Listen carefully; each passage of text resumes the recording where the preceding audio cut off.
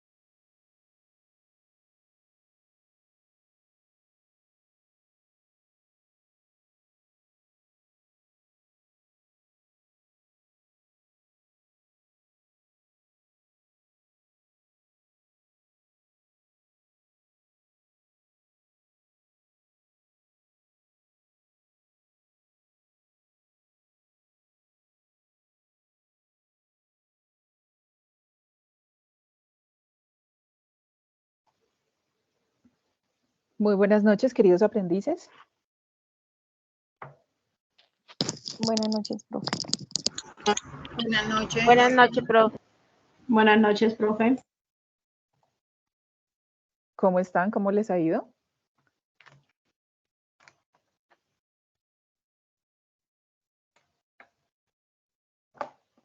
Bien, profe, gracias. Bien, profe, gracias a Dios. Ah, bueno, me alegra. Ahorita a las 9 tienen clase con el profe Elkin, ¿no? Sí, señora. Ah, bueno, para que aprovechen Sí, ahí en profe, esa sí. sesión, hacerle todas las aclaraciones y dudas, inquietudes y peticiones que necesiten. ¿Listo? Profe, antes de empezar la clase quería como preguntarle algo. Sí, cuéntame. A mi correo esta tarde me llegó una información, o sea, y no sé qué hacer, ya le digo. Que solicitud y validación y confirmación de información de aprendiz jurado de votación. ¿Qué quiere decir eso? Seguramente fue que te eligieron como jurado de votación. Tienes que mirar de dónde proviene el correo, si es de la registraduría, si hay algún teléfono o algún número O de sea, contacto. dice que me lo mandó Cordi Misión, o sea, del SENA, sena.edu.co. Ah, coordinadores de misión. Toca mirar qué es lo que te Sí, dice señora. exactamente el correo. Profe, a mí también me llegó el mismo correo. Y a mí también, profe. Buenas noches para todos. Buenas noches. Buenas noches. También me llegó ese correo. Es ¿A que todos? dice que jurados de votación. Dice solicitud, validación de confirmación de información, aprendices, jurado de votación. Y hay Qué que raro, llenar ¿será como que una todos? encuesta, como una encuesta, como un link, no sé, y que antes del 29 de este Buenas mes, no sé. noches. Yo tengo una pregunta, perdón por interrumpir. Hola, buenas noches. Disculpe, compañeros. ¿En otro no teníamos clase de contabilidad? ¿O estamos en la clase que no es? Sí, esta clase es de contabilidad. Ah, Correcto. perdón. Sí, es que hoy tenemos unos aprendices invitados que son del grupo del profesor Johan. No sé si ya estén por ahí. Ah, sí, nosotros Ellos estamos por quedaron de unirse, sí, quedaron de unirse a esta sesión para ver el tema de hoy con nosotros, pero listo. son del profe Johan. Bueno, Listo, profe. respondiendo a Ya, la duda de yo los pensaba que estábamos en el link que no era. en el lugar Gracias. equivocado. No, Sí, tranquila. señora. Sí es aquí, sí es aquí. Bueno, para chicos, los que les llegó ese correo, por favor verifiquen completamente la información, a ver de qué se trata. Si tienen igual alguna duda, de pronto ahí hay algún teléfono o algún lugar al que se puedan comunicar. Probablemente es como para recoger alguna base de datos e incluirlos a ustedes, a algunos de ustedes como jurados de votación en las próximas elecciones. Pero pues averigüen bien de qué se trata, ¿vale? Porque a mí no me han informado nada. O si quieren, mándenme por ahí el pantallazo o reenvíenmelo a mi correo y yo lo reviso a ver qué puede ser. Profe, Porque habla sí. sobre la registraduría y todo. Sí, Sí, profe, por eso. dice Miren, de la Profe, dirección. buenas noches. hola. Profe, eso es como un formulario, a mí también me llegó, es como un formulario, puede ser que seamos elegidos como jurados de votación, entonces yo creo que es como para cuando, si en caso dado de salir elegidos, pues nos mandan la información porque de igual nosotros debemos que saber si sí somos elegidos para hacer eso, ¿no? Es como para un tratamiento de datos, es lo que Sí, por tengo eso es entendido. como, Lo sí, que ahí llegó y lo manda pues la coordinación de misional, algo así es que dice el correo. ok, De sí, Centro pues, de como Servicios Financieros. de todos los aprendices y Señor, después profe, elegir a pero los jurados. mi pregunta es si es obligación de llenar ese formulario o no. Eso sí no lo sé. Eso no lo sé. Déjame, yo pregunto y les comento en la próxima clase. ¿Dicen qué plazo hasta cuándo? Hasta Antes del 29. 29. Antes del Es 29 que de igual compañeros, creo yo que del eso martes. no, eso independientemente, ustedes saben que casi los jurados de votación siempre son o profesores, estudiantes, personas de la parte del gobierno. Entonces, si salimos, queramos o no queramos, toca porque no nos multan. Entonces, toca revisar la página de la registraduría, digamos, a principio de octubre, a ver si salimos como jurados de votación. Sí, eso es una obligación. Si salen elegidos, sí es una obligación. Y de todas maneras creo que les compensan el día, bien sea en el trabajo o donde estén estudiando, chicos. Profe, Sí. en el chat acabé de enviar el capture del mensaje que llegó al correo. Si quiere lo puede leer. Igual yo le pregunté a una profesora del SENA y ella me dice que sí o sí hay que llenarlo porque eso puede ser para que usted lo hayan elegido como jurado, y en la registraduría no le va a salir si usted salió o no salió hasta que usted no llene el formulario, no lo reenvíe, Ok. seleccionó los datos bien y todo, y ellos le mandan la respuesta a dónde tiene que ir como jurado. Ok, bueno chicos, ya saben entonces, diligencienlo entonces. Y de todas maneras yo pregunto y el martes les informo con más seguridad. A los que no le llegó, pues es probable que no hayan sido elegidos. Espérenme, ya miramos la pantallita a ver qué dice. Ahí dice, miren, dice, a fin de dar respuesta al requerimiento de la registraduría, por favor diligenciar el formato. Eso quiere decir que la registraduría le envió la orden al SENA de que todos sus alumnos o aprendices deben diligenciar ese formato para ellos tener una base de datos actualizada y poder elegir los jurados de votación de las próximas elecciones. Entonces, chicos, no olviden diligenciar ese formato. Por favor, diligencienlo solamente una vez, ¿listo? Debe llegar al correo del SENA, me imagino, al que tengan inscrito en la plataforma de SENA Sofía. Listo, entonces para entrar ya en materia, el tema que vamos a ver hoy es reconocimiento y medición de instrumentos financieros. Este temita es un poquito complejo porque digamos que la terminología y esto es más como a nivel financiero que a nivel contable. Realmente nosotros o ustedes como aprendices en su práctica de auxiliar contable es un tema que probablemente no van a manejar.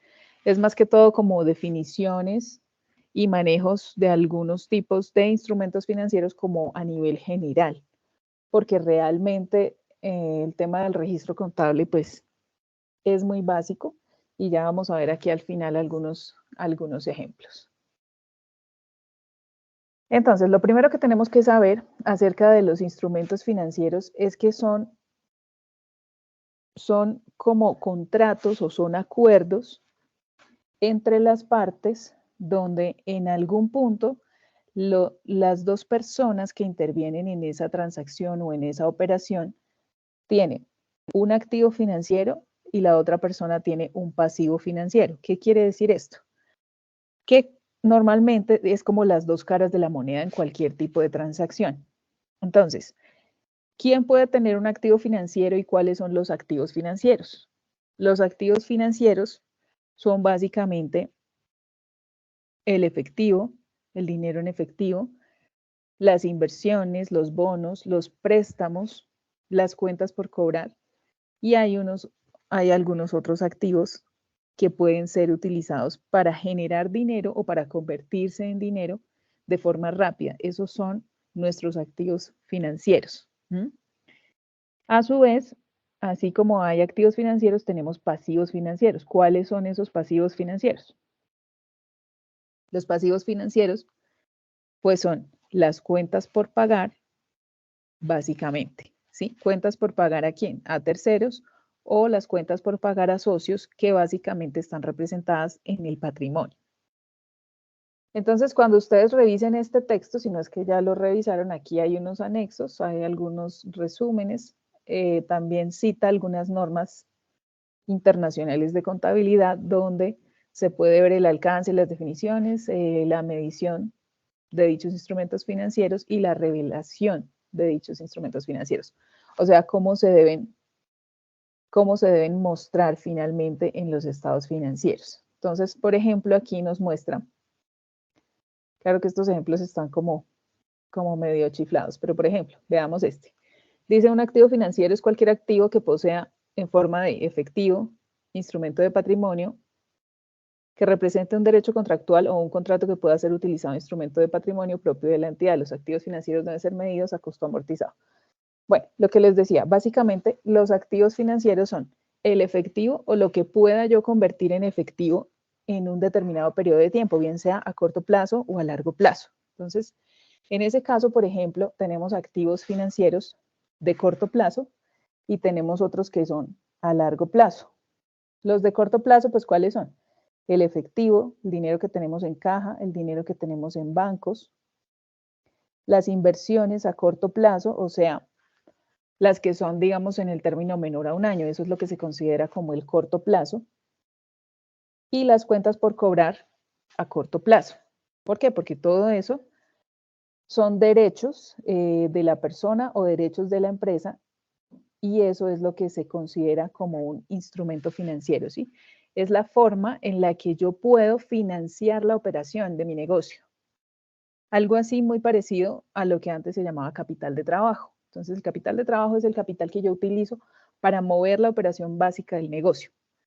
En este caso, entonces, los activos financieros sirven exactamente para lo mismo.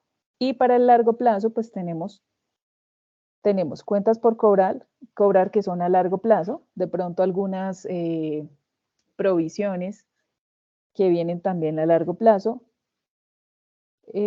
o inversiones que tengamos a largo plazo. Eso dentro de los activos, dentro de nuestros activos financieros. Ya para el caso de los pasivos, pues también tenemos pasivos financieros a corto plazo y a largo plazo. Entonces, básicamente, como les decía ahorita, lo que para uno es un activo financiero, para el otro o para la contrapartida es un pasivo financiero. Entonces, para eso vamos a ver un videíto que encontré aquí en YouTube que explica súper bien todo ese tema. Básicamente, este tema de instrumentos financieros son las herramientas que yo utilizo para financiar la operación del negocio. Sí, esa es como la definición básica. Pero vamos a ver este videíto que me pareció súper práctico. Y ahí vamos explicando más o menos.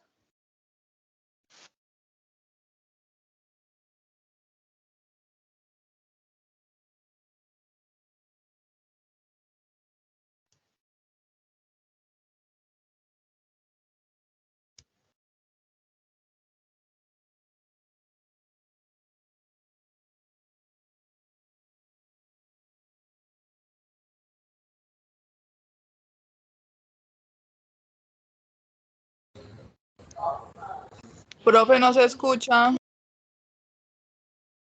¿No se escucha? Permíteme, ya le subo entonces. Permítame un segundito. ¿Mejor? No, no se escucha.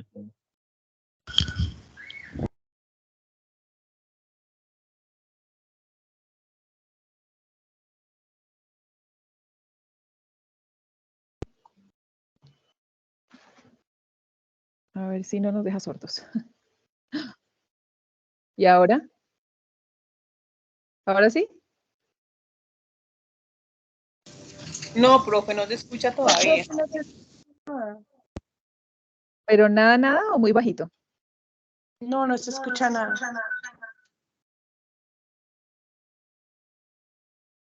Ah, caramba. A ver, permítanme un segundito, ya reviso.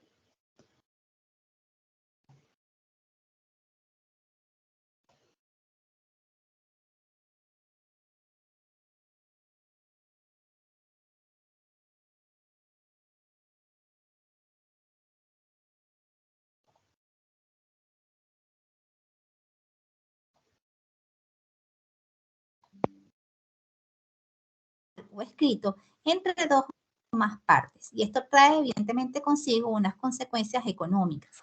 ¿Okay? Normalmente los términos de cumplimiento son legalmente exigibles. ¿Ahora? ¿Sí? Ojo.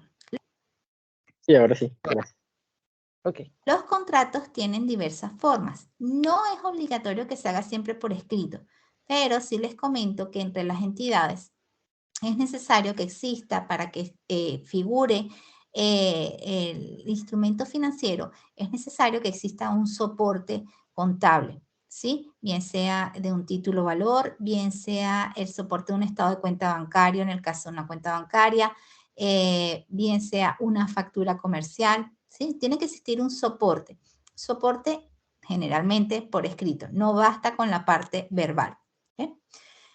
Ahora bien, como requerimiento para... Bueno, hasta ahí nos explica entonces que siempre para que exista un instrumento financiero debe haber dos partes, ¿no? Como yo les explicaba ahorita, siempre debe haber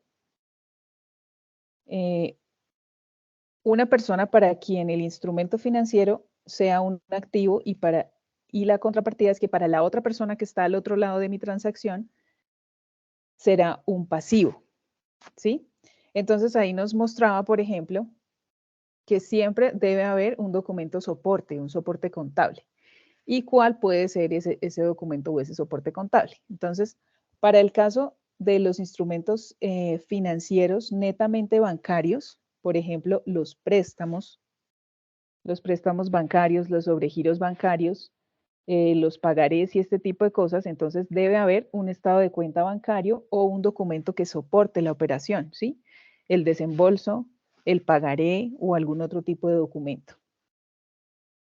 El título valor para el caso de las inversiones. Entonces, por ejemplo, no sé si ustedes han escuchado las inversiones en CDTs o en algún tipo de inversiones, por ejemplo, de renta fija o de renta variable. Entonces, esas inversiones normalmente están soportadas en un título valor. ¿Y qué es un título valor? Eso lo vimos en documentos soportes. El título valor es un documento que tiene una validez o que tiene una equivalencia en dinero en efectivo en algún determinado momento, ¿sí? Se puede convertir en dinero en efectivo. Para el caso de la factura comercial, entonces, por ejemplo, en Colombia, la factura de venta es un documento que soporta una operación, soporta un derecho y soporta una obligación, ¿sí?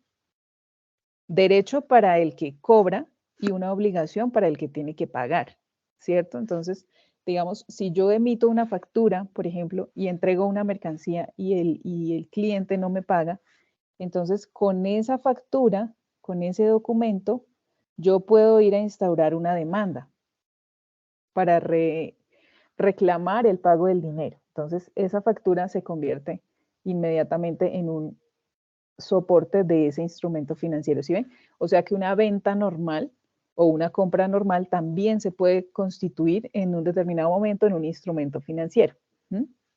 Aquí dice que bien sea en formato físico o digital. Bueno, eso por lo que hoy en día ya las facturas y demás documentos básicamente tienen una validez a través del sistema electrónico, por ejemplo, el sistema electrónico de la DIAN, que para que una factura sea válida hoy en día en Colombia, pues tiene que ser electrónica. Entonces, ahí vemos cuáles pueden ser los documentos que soportan este acuerdo entre dos partes o este tipo de contratos que nos convierten, pues, las operaciones en instrumentos financieros. Sigamos a ver qué más nos dice. ¿Okay? Ahora bien, como requerimiento para que exista un instrumento financiero, es necesario que para una de las partes, bien sea una persona física o jurídica, ¿sí? Bien sea una persona natural, tú, yo, ¿sí? O una empresa, para una de esas partes represente el instrumento financiero un activo y para la contraparte represente un pasivo o bien un instrumento de patrimonio. ¿Sí? Cuando hablamos de instrumentos de patrimonio, para que no se me confundan, son las acciones. Bien sea una acción común, bien sea una acción preferente, bien sea que cotice en bolsa o no. ¿Sí? ¿Esto por qué ocurre? Para que se cumpla lo que es la teoría del cargo y el abono. ¿Sí? Y vamos a entender el concepto de instrumento financiero, que es bastante sencillo. A veces nos asustamos un poco cuando escuchamos instrumento financiero. ¿Cómo se evalúa esto? ¿Qué es? Es muy sencillo. Yo te aseguro que tú tienes un instrumento financiero. Yo también tengo, ¿sí? El ejemplo más común es una cuenta bancaria, bien sea una cuenta corriente o de ahorros. ¿Para quién va a representar el activo financiero ¿Para quién va a representar esa cuenta bancaria un activo financiero? Para la entidad, para la empresa o para la persona física que apertura la cuenta, y esto va a representarse comúnmente en el estado de situación financiera como la cuenta contable que vemos en activo, que es la cuenta de bancos. ¿Okay? Ahora, ¿para quién es el pasivo financiero? El pasivo financiero, la obligación, ¿sí? La deuda, es para la institución financiera. ¿Por qué? Porque representa una cuenta por pagar al cuentaviente, a la entidad o a la persona física que apertura esa cuenta. ¿Sí? El depositar el dinero en una cuenta bancaria representa para la institución financiera una obligación con el depositante. ¿Okay? Vamos a ver un segundo ejemplo también bien sencillo. ¿Sí? Las acciones comunes. Bueno, en este ejemplo anterior, entonces, podemos ver lo más sencillo de la representación del instrumento financiero. ¿Sí? Entonces, cuando yo como persona natural o como empresa abro una cuenta bancaria, al abrir la cuenta bancaria, para mí se convierte en un activo, ¿cierto? Porque yo tengo ese dinero allí y ese dinero pues hace parte de todo mi activo y a su vez del patrimonio. Pero para el banco o la institución financiera, entonces se convierte inmediatamente en un pasivo, ¿sí? Porque él tiene mi dinero, entonces él me debe ese dinero, me tiene que responder en algún determinado momento por ese dinero que yo le deposité allí en su cuenta bancaria. ¿Listo? ¿Hasta ahí alguna duda, chicos? No, señora. Señor. Listo, entonces continuemos. Vamos a ver un segundo ejemplo también bien sencillo. ¿Sí? Las acciones comunes es también un instrumento financiero. ¿Para quién representa un activo? Para la entidad que compra las acciones. En el estado de situación financiera lo vamos a observar en el activo corriente, en el rubro de inversiones, o bien también en el activo no corriente o largo plazo. Ahora, ¿para quién va a representar un instrumento de patrimonio? Para la entidad, para la empresa que emite esas acciones. ¿Sí? Un tercer ejemplo, algo también muy común y que te aseguro que tú en algún momento has tenido, una factura comercial. ¿Para quién va a ser un activo financiero la factura comercial? Para la entidad, para la empresa que vende la mercancía o que presta un servicio, y se generaría en el estado de situación financiera una cuenta por cobrar clientes o también puede llamarse una cuenta por cobrar comercial. Ahora, ¿para quién es el pasivo financiero? El pasivo financiero o la obligación, la deuda, va a ser para la entidad, para la empresa que compre la mercancía. Se va a generar una cuenta por pagar proveedores. Otro ejemplo también lo representan las obligaciones o los títulos de deuda. El activo financiero será para la entidad que compre esa obligación, que compre ese bono, ¿sí? Estará representado en el estado de situación financiera o balance general en el rubro de inversiones, bien sea a corto o a largo plazo. ¿Para quién va a ser pasivo financiero? La deuda o la obligación va a ser para la entidad que emite el bono u obligación. Y otros ejemplos, ¿sí? Son las acciones preferentes, que ya las hemos estudiado en clase, por las que se recibe un dividendo, porque esto representa un instrumento de patrimonio. Otro instrumento financiero básico es un préstamo bancario. También los títulos respaldados por activos, como son las obligaciones hipotecarias, ¿sí? Cuando nos hipotecamos, cuando adquirimos un inmueble y firmamos lo que se llama hipoteca, ¿sí? Ese contrato de hipoteca es un instrumento financiero.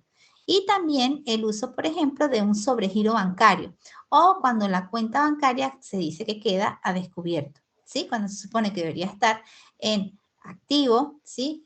Si nos vamos a las cuentas contables del saldo normal de la cuenta de banco es un saldo deudor y por algún motivo las notas de débito y los cheques en algún momento son mayores a las notas de crédito o los depósitos. Esto genera un saldo negativo, un saldo acreedor en la cuenta de banco, ¿sí? Sepan que el uso del sobregiro bancario cuando la institución financiera lo permite, ¿sí? Cuando pareciera que el banco nos financia a través de una cuenta de ahorros o una cuenta corriente, eso también es un instrumento financiero.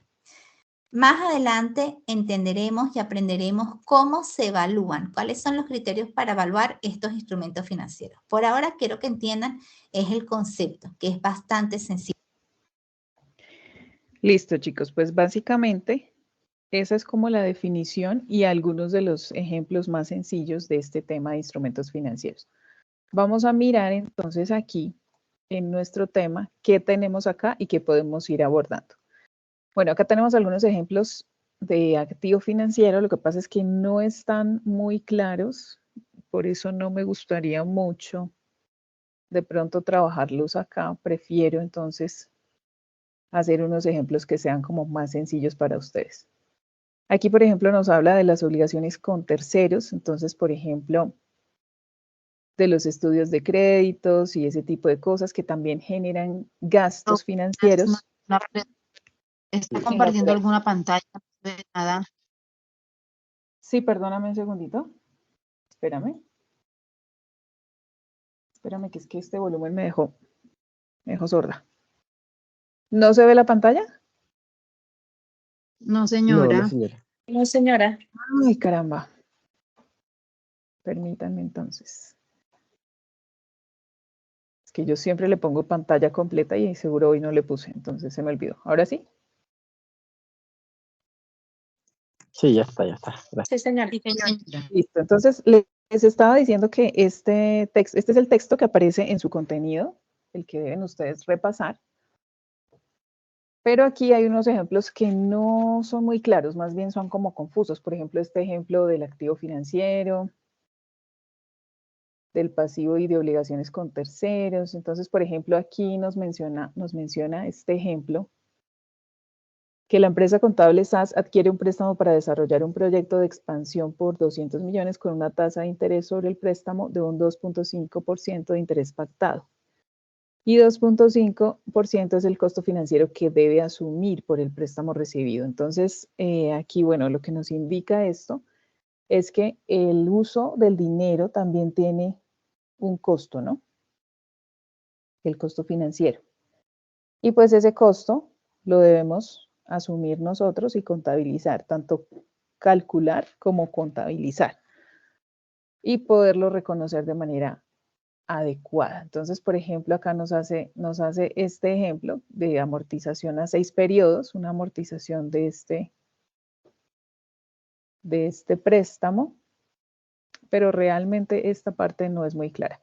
Aquí en este cuadro sí podemos ver los periodos de los costos financieros, o sea, de los intereses que se están generando por ese préstamo y cómo se están calculando, si ustedes pueden observar allí, sobre el monto inicial unos intereses, lo cual se acumula y es base para el cálculo del siguiente periodo.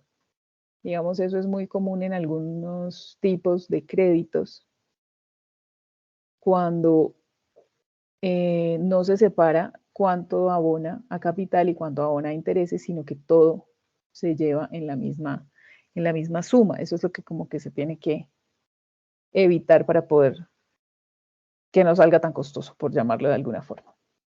Aquí, por ejemplo, nos habla de los pasivos contingentes. ¿Qué son los pasivos contingentes? Los pasivos contingentes son las provisiones. Es como, por ejemplo, cuando uno dice, tengo una gotera en la casa y es probable que algún día esa gotera me rompa el techo. Entonces, como es probable que eso suceda algún día, pues yo voy a hacer una provisión. ¿Qué quiere decir una provisión? Lo que hago es que guardo un poquito de los ingresos de cada periodo o de cada mes o de cada año, dependiendo de cómo tenga organizado el tema de mis ingresos. Guardo un poquito y lo guardo en una cuenta que se llama provisiones. Lo tengo listo, lo voy acumulando allí. Obviamente estas cuentas de provisiones son cuentas de pasivo, ¿no? Entonces es como si fuera una cuenta por pagar que yo tengo por ahí pendiente, que en algún determinado momento la voy a ejecutar. Entonces yo voy guardando aquí esta provisión, obviamente eso tiene una contrapartida, que es el gasto por provisión. Y lo voy llevando contra la cuenta 26 normalmente, que es la de provisiones. Entonces, yo asumo un pedacito de ese gasto todos los meses y lo voy provisionando. ¿Qué quiere decir? Que no lo voy a gastar todavía, sino que lo tengo guardadito y lo reconozco en mis estados financieros como un pasivo. Entonces, en el momento en el que yo vaya a hacer el gasto, o sea, se me cayó el techo y ya me tocó inminente hacer la reparación, entonces ya tengo guardado o provisionado ese dinero. Entonces, ¿qué hago?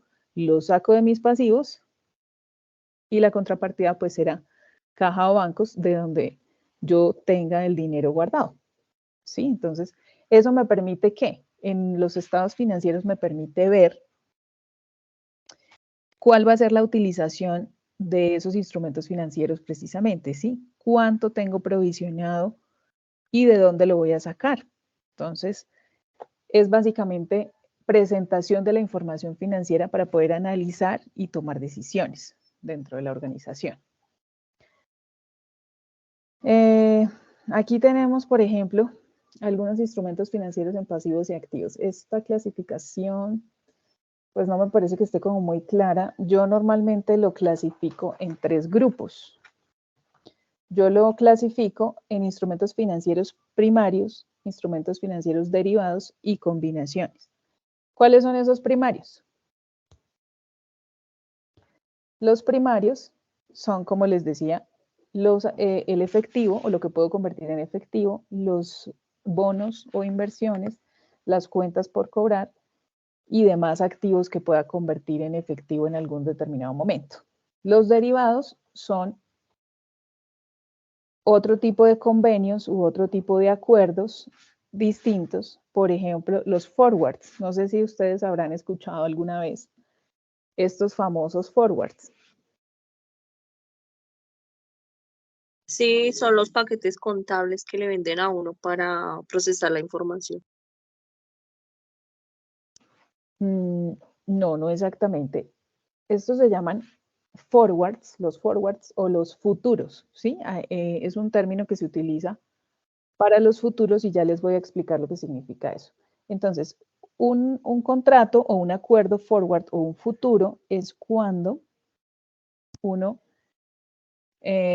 negocia, por ejemplo, una cosecha de papa, por decirlo así. Vamos a poner ese ejemplo. Yo estoy cultivando papa y voy a venderla, digamos una tontería, en 6 meses cuando se termine el cultivo, ¿sí? No sé si realmente dura 6 meses o no. Es un ejemplo. Entonces, a los 6 meses se supone que yo voy a vender, pero entonces, como ya tengo proyectada esa venta, voy a ir a conseguir un cliente. Entonces, yo consigo un cliente y le digo, mira, es que el precio de la papa varía entre 1.000 y 6.000 pesos la libra, por decirlo así. Yo voy a sacar, no sé, 100, 500, 1.000, 2.000, X cantidad de libras. Entonces, lo que yo hago con esos forwards es negociar el precio a futuro. Entonces, yo le digo, yo voy a producir esto en 6 meses y entonces en 6 meses hagamos el acuerdo desde ya. En 6 meses yo le entrego, pero lo vamos a negociar el precio de una vez. Entonces, cuando yo adelanto esa negociación y fijo un precio desde ya, pero es de una negociación a futuro. Por eso se llaman futuros o forwards. Eso es lo que quiere decir ese término. Entonces yo negocio hoy, pero estoy fijando un precio que voy a cobrar en 6 meses, independientemente de si en esos 6 meses o en esa fecha futura, el precio de la papa está, bueno, no sé, digamos, voy a negociar a 600 pesos la libra, ¿sí? A 600 pesos la libra, independientemente de si en el momento de la venta, o sea, en el momento efectivo de la venta, o sea, dentro de 6 meses, independientemente de si el precio del mercado de la papa está en 200 pesos o en 1.000 pesos. ¿Sí? Eso es lo que se llama un forward o un futuro, una negociación a futuro, donde yo fijo el precio por anticipado, independientemente del precio del mercado en el momento futuro. Entonces yo puedo negociarlo inmediatamente. ¿Qué permite esto? Tener una herramienta de financiación, digamos que más a la fija o más a la segura, ¿sí? Pueda que yo pierda o pueda que yo gane, porque digamos, en el caso de que la papa, por ejemplo, en 6 meses esté a 200 pesos, pues ¿qué pasa? Si yo ya la vendí a 600. Usted gana. Voy a ganar, ¿cierto? Y en caso de que la papa esté a 1.000 pesos y yo ya la vendí a 600, pues en teoría estaría perdiendo, ¿sí o no?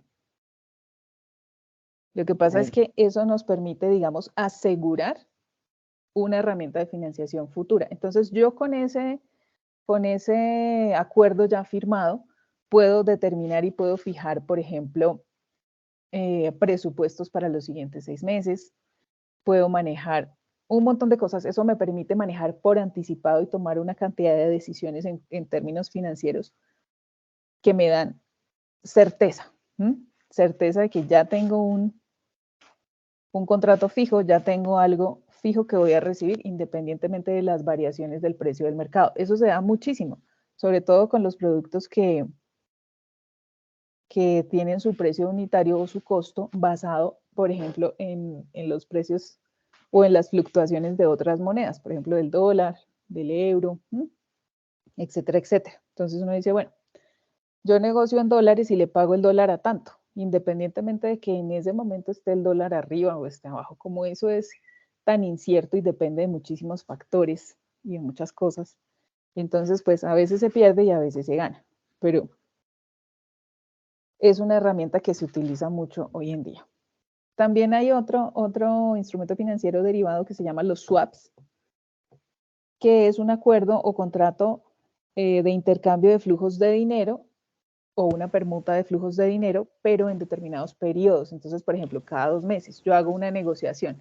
Es parecido al forward, pero entonces yo defino unos plazos para el pago o unos plazos para esa financiación, dependiendo del término que yo necesite o el término que yo quiera. Entonces puedo dejarlo, por ejemplo, cada 2 meses, cada 6 meses, cada mes, cada 15 días. Ese ya es parecido al forward, pero me permite como fraccionarlo en el tiempo en periodos iguales para yo obtener una financiación más a la fija. Y cubrir de pronto riesgos que se me van generando en ese periodo de tiempo. Eso es lo que me permite hacer estos instrumentos financieros derivados. Y los instrumentos derivados de combinaciones, pues son los bonos u otro tipo de inversiones que se pueden convertir en efectivo también.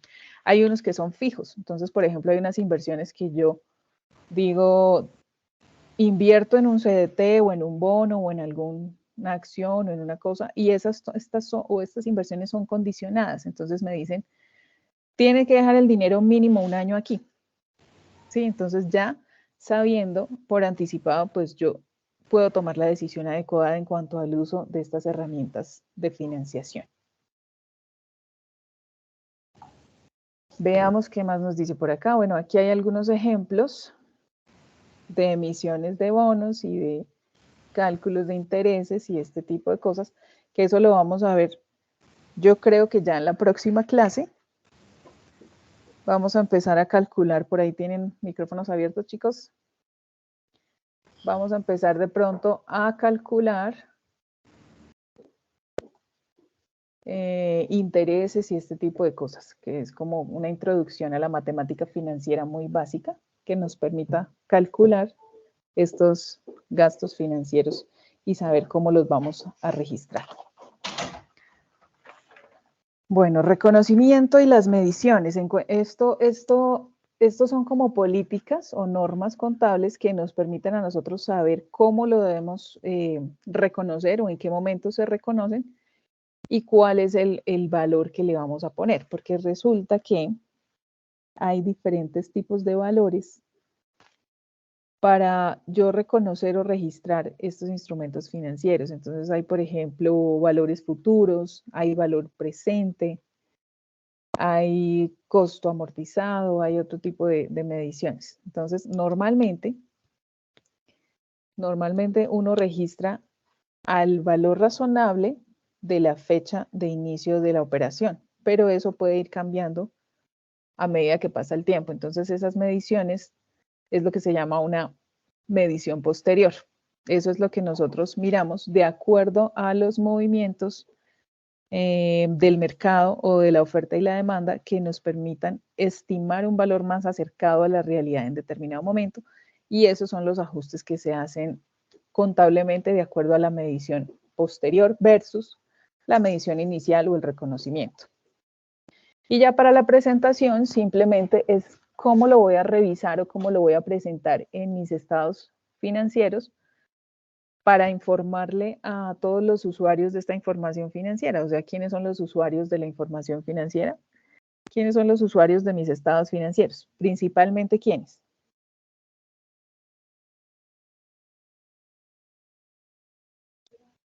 Aquí en El Colombia. contador, el gerente. Sí, aquí en Colombia. Aquí en Colombia, principalmente, el usuario o los usuarios de la información financiera es la DIAN, ¿cierto? ¿Por qué? Porque ellos son los que quieren saber absolutamente todo lo que tenemos, todo lo que debemos, dónde lo tenemos. Entonces, ¿para poder qué? Para poder grabarnos con más impuestos. Exactamente, para podernos grabar con más impuestos. Entonces, principalmente los usuarios de la información financiera, pues, ¿quiénes son? El Estado, a través de sus órganos de fiscalización, la gerencia o la administración del negocio, ¿para qué? ¿Para qué necesita la gerencia conocer los estados financieros? Para tomar decisiones. Para y las ganancias. Exactamente, para tomar decisiones y conocer si estamos ganando, estamos perdiendo, qué estamos haciendo. Y también los accionistas o los dueños, ¿no? Los accionistas. ¿Por qué? Pues porque si yo invierto un dinero en una empresa, pues yo necesito saber lo mismo, ¿no? Si me está dando o no estoy, si estoy ganando, si estoy perdiendo, qué estoy haciendo, en cuánto tiempo recupero mi inversión, si realmente es rentable o no es rentable. Y también otros terceros externos, por ejemplo, los bancos. ¿Cierto? Los bancos, los clientes y los proveedores. Todo el mundo, mejor dicho. Entonces, esta información financiera se tiene que mostrar de forma que permita a todo el mundo conocer el estado real o la situación real, tanto de las inversiones como de las deudas y demás instrumentos financieros. Sí, básicamente los instrumentos financieros, ¿qué son? Cuentas por cobrar y cuentas por pagar. Y todo lo que pueda convertir en efectivo. Lo que pasa es que aquí, digamos, el concepto es un poquito confuso, pero realmente si nos ponemos a analizar unos estados financieros, pues es muy, muy sencillo. Aquí, por ejemplo, hay una tabla de amortización de un contrato donde está separado cuánto es el valor de la cuota, cuánto abona a intereses y cuánto abona a capital. Eso es lo que vamos a ver en la próxima clase, cómo se elaboran estas tablas, cómo se calculan y cómo se registran todas estas cositas. Para el caso de las obligaciones financieras, ¿no? Eso funciona es básicamente para préstamos sobre activos fijos, para créditos de vivienda y ese tipo de cosas. Y otro tipo de obligaciones financieras. Los instrumentos del patrimonio, pues básicamente es como lo mismo, simplemente que son las propias acciones o el propio patrimonio de la empresa. Entonces yo puedo tomar de mi propio patrimonio, que el patrimonio de mi empresa, que es coger lo que tengo menos lo que debo, eso es lo que me da mi patrimonio, lo que finalmente me queda, ¿sí? Entonces, ya sabiendo lo que finalmente tengo en el patrimonio después de restar pasivos, gastos y demás, entonces ahí puedo saber cuánto realmente tengo como instrumento de financiación real, ¿sí? Neto, después de restarle las deudas.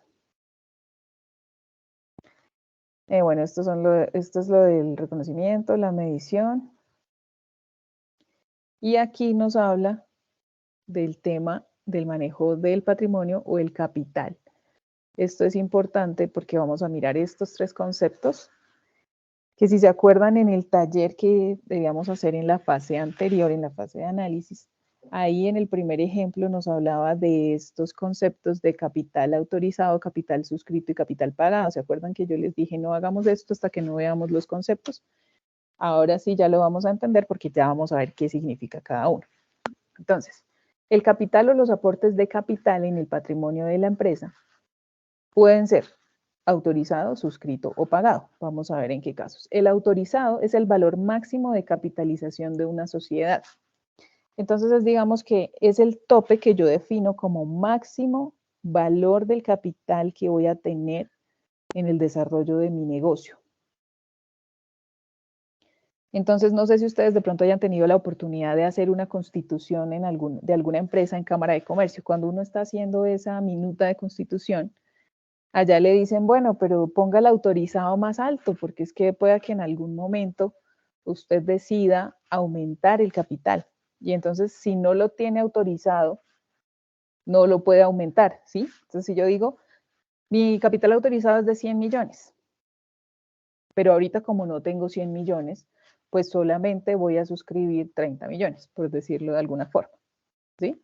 Y de ese suscrito, que es el que yo registro inicialmente, puedo tener una parte pagada y otra parte que no es pagada. Es decir, si yo digo, bueno, quiero tener mi capital autorizado en 100 millones, pero solamente voy a suscribir 30, es decir, ese es como el exigible. Dice aquí que el suscrito es la parte del capital autorizado en la cual los accionistas se comprometen a pagar, ¿sí? Entonces, es el dinero que vamos a poner ya para empezar el negocio. Ese es el capital suscrito. Entonces, yo digo, capital autorizado, tengo 100 millones, pero en capital suscrito solamente tengo 30, ¿cierto? Pero de esos 30, puede que yo no tenga los 30 millones en efectivo, solamente tengo 10, entonces simplemente solamente pagué 10 y esos 10 son el capital pagado. Y los otros 20 que me harían falta para completar los 30 del suscrito sería un capital suscrito por cobrar. ¿Sí quedó clara esa parte, chicos? ¿O no tanto? De mi parte, sí, claro. Tengo una ¿Sí? preguntita. En caso de que de pronto se hayan equivocado con el capital, del autorizado, o sea, me imagino, o sea, pongo este ejemplo. Sí. Se autorizaron 300, pero de pronto dijeron, no, de pronto queremos aumentarlo. ¿Eso se puede o no se puede? Sí, ¿Qué claro que se pues? puede. Sí, se puede. Se puede. Lo que pasa es que hay que hacer una reforma estatutaria. Y pues, Ok. eso tiene un costo en la Cámara de Comercio, ¿sí? Entonces, por eso te Claro, sí. digo, ya que está haciendo usted la minuta de constitución, en el momento de la constitución, entonces aproveche y ponga el máximo valor de capital que usted quiera, 500, 1000 millones, el que usted quiera. No es obligatorio que llegue a ese tope nunca, ese no es obligatorio, Ah, ¿sí? El autorizado es como perfecto, el máximo que yo puedo llegar a tener. Entonces, de una vez usted perfecto. lo deja en la escritura de constitución o en los estatutos y entonces ya, si llega, perfecto, lo tiene cubierto. Si no llega, no hay ningún problema, ¿sí?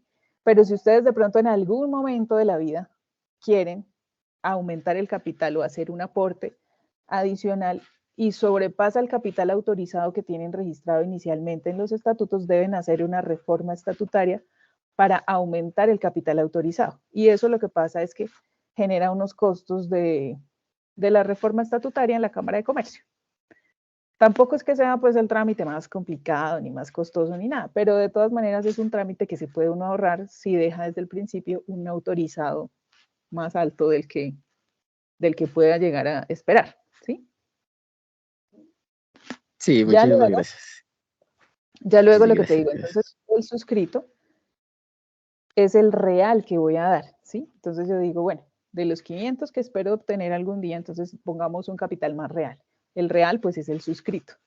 Y ese suscrito yo puedo pagarlo o puedo no pagarlo, ¿sí?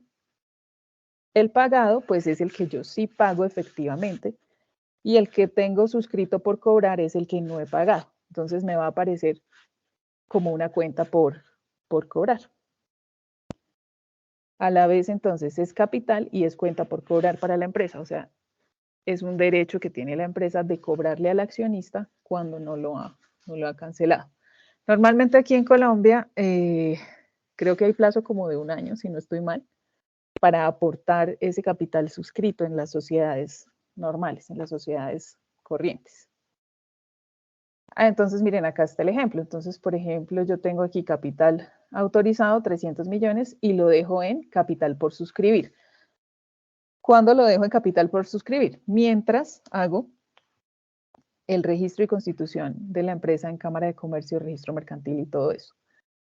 Cuando ya decido, entonces en este caso aquí se ve el ejemplo que ya dijeron que van a suscribir 150 millones. Entonces esos 150 millones los suscriben y la contrapartida pues será lo que dieron en efectivo, que para este caso son 105 millones, y lo que está suscrito por pagar, que son 45 millones. Claro que en este caso sería suscrito por cobrar. Ahí está mal el concepto. Debería ser capital suscrito por cobrar, no por pagar, porque yo no lo debo. Es a la empresa a la que se lo deben, ¿sí? Esa partecita quedó mal en este ejemplo. ¿Y cómo se ve eso aquí en la presentación de los estados financieros o en este estado de situación financiera? Aquí lo que me dice es que tengo un capital autorizado de 300 por suscribir de menos 150 suscrito por cobrar. Claro que esos negativos en los estados financieros reales o finales no pueden salir cifras negativas, entonces eso se tiene que netear, por llamarlo de alguna forma. Se suma, se resta para dar un valor ya neto, que es este último que tenemos aquí, de total pasivo y patrimonio en 105 millones. Y pues la contrapartida está en el efectivo. Ahora, aquí hablan también de las ganancias acumuladas. Entonces, ¿cómo se manejan las ganancias acumuladas o las utilidades acumuladas? Esas también hacen parte del patrimonio y también sirven para financiar la operación del negocio a futuro. Entonces, si yo gano dinero en un año, el siguiente año se supone que debo utilizar esas ganancias. Aquí digamos que no se fomenta mucho en Colombia el tema de la repartición de dividendos. ¿Por qué? Porque pues el Estado lo que quiere es que la empresa siga funcionando y se siga financiando, autofinanciando ella misma. Entonces, ellos no son muy partidarios de que los socios retiren sus dividendos y por eso le ponen a uno un gravamen o un impuesto sobre la cabeza de cada uno de los socios, ¿sí? Entonces, si yo soy socio de una empresa, la empresa paga impuestos, ¿no? Paga impuestos cuando vende, paga impuestos cuando compra, paga impuestos cuando gana, paga impuestos en todos los momentos de la operación o del ejercicio. Y aparte de eso, esas utilidades se supone que ya están libres de impuestos, ¿no? Se supondría. Pero si yo quiero repartirlas entre los socios o entre los dueños de la empresa, si yo las pido como socios, en el momento en que me las reparten a mí o que me las pasan a mí, inmediatamente quedan grabadas en cabeza de la persona natural. Entonces es un impuesto que irónicamente está contrario a la teoría de los impuestos en Colombia, porque en Colombia se dice que no puede haber ningún impuesto sobre ningún otro impuesto, y en este caso es falso, porque la empresa ya ha pagado impuestos, ese dinero de utilidad ya está libre, ¿sí? Ya estarían libre de impuestos, pero igual en el momento en que se distribuye al socio o en el momento en que llega a manos del socio, vuelven y lo graban con otro impuesto. Esa es una incoherencia de nuestra maravillosa legislación tributaria. Cosas que solo pasan aquí. También hay una parte de reservas que corresponde también a la cuenta del patrimonio. Y la reserva es básicamente, hay una parte que es obligatoria y hay otra parte que es estatutaria y otra parte que es como voluntaria. Esto está en estos artículos que mencionan aquí del Código de Comercio. Nos dice que, por ejemplo, las sociedades anónimas deben constituir una reserva legal que debe ascender por lo menos al 50% del capital suscrito, conformada por el 10% de las utilidades líquidas de cada ejercicio. Entonces, cada año o cada periodo contable voy guardando el 10% de las utilidades finales de cada ejercicio hasta llegar al 50% del capital suscrito. Cuando ya llegue al 50% de ese capital suscrito, pues ya no debo constituir más esa reserva legal. Ese dinerito toca dejarlo ahí quieto en el patrimonio para siempre, forever and ever.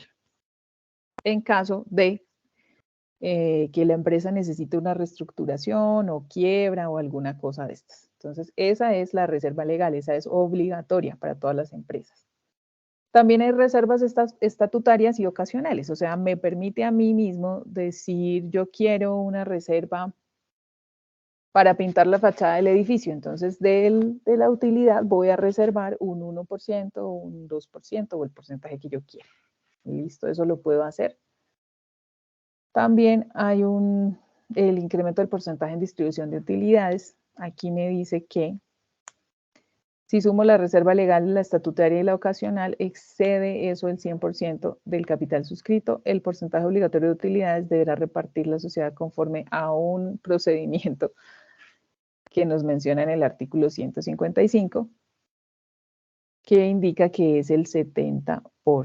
Entonces, eso me obliga a mí únicamente a repartir o a distribuir utilidades limitadas al 70% de lo que tengo acumulado.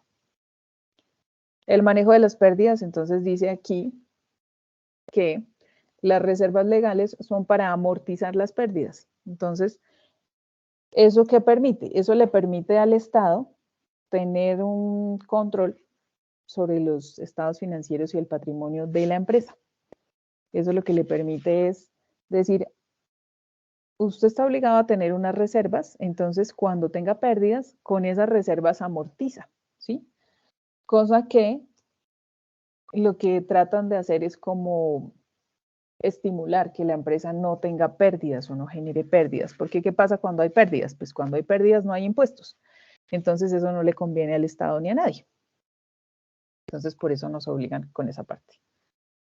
Y bueno, lo otro es en cuanto a cómo se muestra esa utilidad. Entonces, por ejemplo, aquí dice cómo se calcula. Mira, si tengo una utilidad de 5 millones menos un impuesto de renta, para este ejemplo está en el 32%, y eso restándolo me da una utilidad neta de 3.400.000, una reserva legal mínima del 10%, y eso me deja una utilidad a distribuir a los accionistas después de quitarle la reserva legal, ¿sí?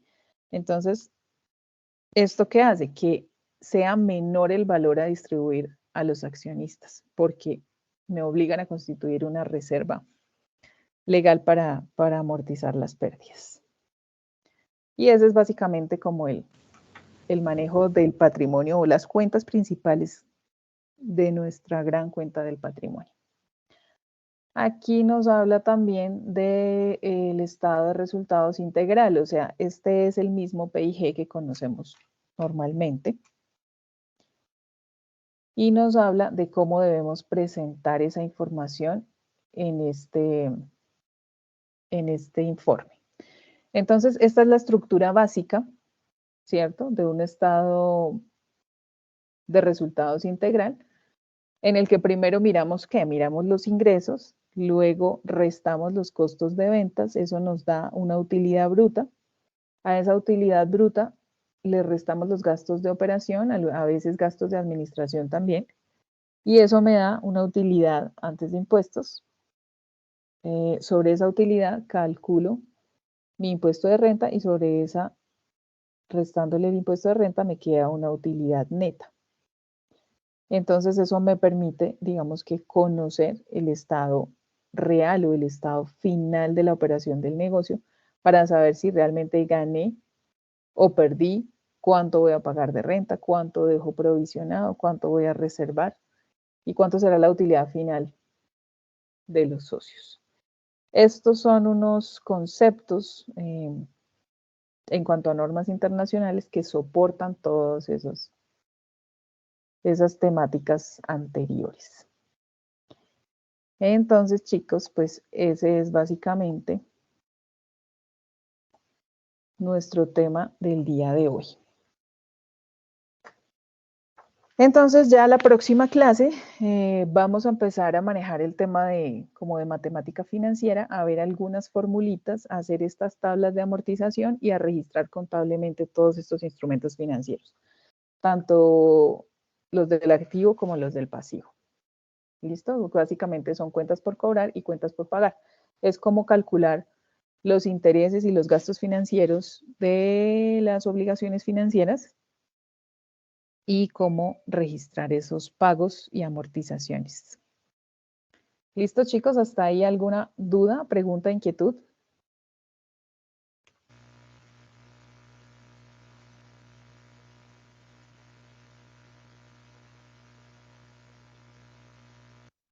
¿Ninguna? Maravilloso.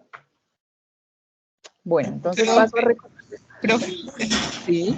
Lo que pasa es que, digamos que en el momento, ahorita con la lectura no salen las dudas, no salen las inquietudes. El problema es a la hora de aplicarlo como tal en los ejercicios. Nos bloqueamos, al menos yo me bloqueo. Sí, claro, no te preocupes, eso es muy normal, eso nos pasa a todos. De todas maneras, ustedes ya saben que cualquier duda, inquietud que tengan, entonces a través de los foros pueden escribir o también me pueden escribir directamente al correo electrónico para aclarar todas las dudas que se vayan generando. Como les digo, entonces la próxima clase, porque ya esta se nos acabó, vamos a hacer, ustedes tienen clase ahorita a las 9, ¿no? Entonces, hacemos los ejercicios, las tablas de amortización y los registros contables correspondientes a este tema de instrumentos financieros. Listo, paso a recordarles entonces anuncios parroquiales, avisos y demás. Por favor, no olviden los que no han enviado las actividades de la fase de análisis, ya se va a cerrar. Esta semana es la última semana de plazo para enviar las 3 actividades de nuestra fase de análisis. Les recuerdo que eran mapa conceptual de constitución de empresa, mapa mental sobre documentos soportes y nuestro taller. Listo. Ya hay muchos que se han puesto al día, casi la gran mayoría. ¿Taller? Perdóname. ¿Hasta cuándo tenemos plazo de enviar el taller? Hasta ya. Ya el plazo se venció hace rato. Tienen que enviarlo cuanto antes, por favor. El de la fase de análisis, ¿no? Estamos hablando de la fase de análisis. De planeación todavía no he abierto las actividades hasta que no veamos los temas correspondientes. Profesora, disculpe, la última vez me había comentado que las que lo enviáramos un escrito. Yo lo hice, pero no me volvió a responder, entonces quería confirmar si lo recibió. ¿De qué ficha? Y la 644. 644. ¿Y tu nombre es Sandra, no? Yo creo que sí, porque yo ya... ¿Cuándo me lo enviaste? Lo envié la semana pasada, bueno, esta semana. Entonces ya debe estar calificado, porque yo califiqué, creo que fue antier que califiqué. Sin embargo, ya entro y miramos. A ver, espera. Gracias, yo voy a ver. Vamos a mirar. Profe, perdón, ¿usted está revisando los trabajos que le enviamos al profe Joan? No, solo los míos. No, esos vale. los revisa él. Vale. Espérame, ya miramos. Espérame. Es Sandra, ¿no? ¿Sandra Almanza? Sí, solo tengo a Sandra. Sí, mira, ya está revisado y calificado. Sacaste 100. Profe, buenas noches. Yo le envié mi taller, pero no me aparece calificación. ¿De qué ficha? Profe, disculpe, ya se terminó la clase. Para los que no son de su ficha, ¿pueden retirar? Sí, chicos, el tema ya lo vimos. Lo que es el tema de la clase de hoy, ya lo vimos. Si quieren, bueno. ya se pueden retirar. Vale, Ustedes, los del profe Johan, ya se pueden retirar. Bueno, profe, que tenga buena noche. Gracias. Listo, con mucho gusto. Gracias, buenas noches. Gracias. Gracias. Buenas noches, gracias. Listo, buenas noches, que les vaya súper bien. Muchas gracias, profe. Feliz noche. Gracias a ustedes igualmente. ¿Me decías que en qué ficha, perdóname? ¿Revisamos de una vez? Gracias, profe. Feliz noche. Gracias a ustedes. Pues yo le puedo decir la ficha mía a ver si de pronto, porque yo no estoy viendo así, yo le mandé los 3. A ver, dale. Bueno, mi ficha es... ¿Qué ficha? Dale. Mi ficha es 27, 21, 641. 641, debe ser Sí, del señora. profe Johan. Porque Entonces yo tengo no es con usted. Sí, toca con él. Yo tengo es la 44, 45, 46 y 47. Listo, profe. Sí, hasta luego. toca Tenga con feliz él. noche. Bueno, gracias, que estés muy bien. Profe, ¿y las clases quedan para martes? Sí, lo que pasa es que estas 2 semanas he tenido algunos inconvenientes de temas personales y no alcanzo a publicar. Entonces ya me toca o sea, si no alcanzo a publicar para el martes, me toca ya irme hasta el viernes, ¿sí? Por temas de normas de publicación de anuncios. Entonces ya se me ha ido 2 días para el viernes, pero yo espero que el próximo martes podamos reunirnos como costumbre, como siempre, mejor dicho. Listo, ¿alguien más quiere verificar algo aquí en la plataforma Territorium? Profe, yo, las 6:46, profe. A ver, ya miramos. 6:46. ¿Qué actividad? Profe, el taller.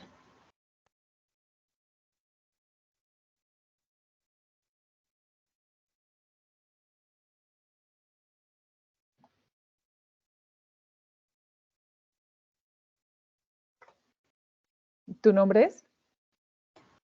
Lidia. ¿Lidia? ¿O Livia? Sí, señora. Livia, con B. Ah, Livia. Livia Almeida. Sí, señora. Sí, también ya está revisado. Mira, sacaste 100. Todos sacaron 100. Conmigo Listo. todo el mundo saca 100. Muchas gracias, profe. Miren, cuando yo les comente ya está bien, o sea, buen trabajo, perfecto, quiere decir que ya está calificado y perfecto. Cuando yo les diga, por ejemplo, ay, mentiras, ¿qué fue lo que hice? Cuando yo les diga, vuélvanlo a subir o algo así, es porque pues deben volverlo a subir. Si no les digo que lo vuelvan a subir, es porque ya está aprobado. ¿Listo? ¿Alguien más? Profe, sí, buenas noches. Luz Miriam Lozano. ¿De qué ficha? 2721-646. Ah, de la misma.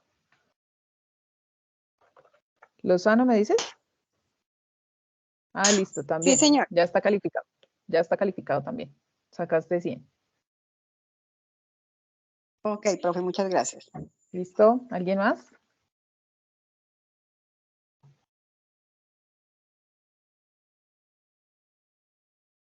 Listo, chicos, si no hay más dudas, entonces perfecto. Nos vemos la próxima clase. Por favor, revisen los temas, hagan los ejercicios, traigan las dudas para que podamos despejarlas aquí en este espacio, ¿vale? Cualquier cosa ya saben, me escriben por los foros y ahí estamos pendientes. Listo, chicos, entonces damos por terminada nuestra sesión. Ya voy a detener la grabación.